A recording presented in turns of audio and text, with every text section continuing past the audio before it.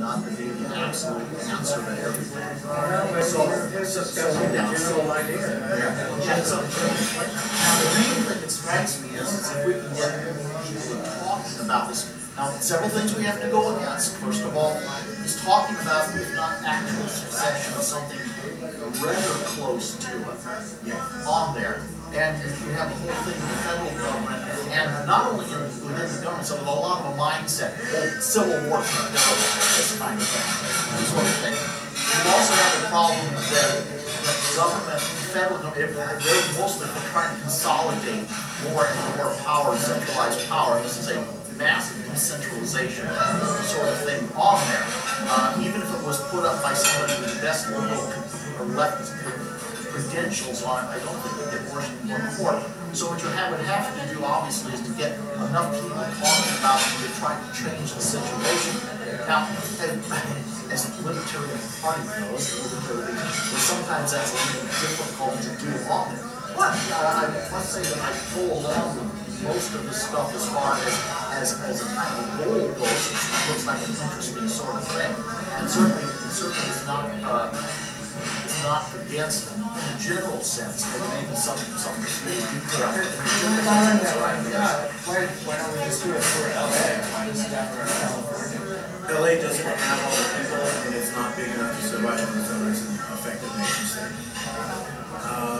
It's never been a separate government, and it's not large enough. And this just have to be well, you have to be. Well, that's an excellent point. California is known around the world. LA is part of California, but LA is well. LA is not as well known as California. So if you ask the number of people around the world, you know California, I'm pretty sure. Everybody knows California for sure. I'd like to make some comments that back in the early 1960s, the guy who I named Ware wrote the Liberty Amendment. He took federal government's own statements as to what things cost more than money. And determined that for every dollar that California sends to Washington, the feds use half of it, and only half of it comes back.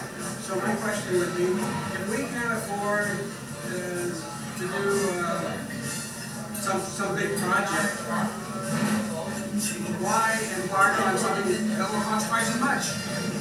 Because you're going to get 10 times the number that you never did before. No. The money, yeah, you get the real money down from train passes.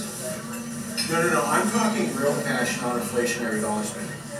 So, you pay federal taxes. Your federal taxes pay for Social Security, military.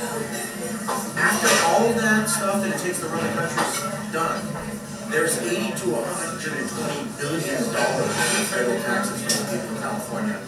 That's just extra. You've already paid all your bills. This is extra money. It goes to pay for roads, bridges, dams, and schools in 35 other states that already have, according to the federal government, roads, bridges, dams, and schools better than California. So if you type in worst roads, worst schools, worst bridges, seaports, airports, dams, levees, California, of all 50 states, according to national reviews, at the bottom. 35 other states better.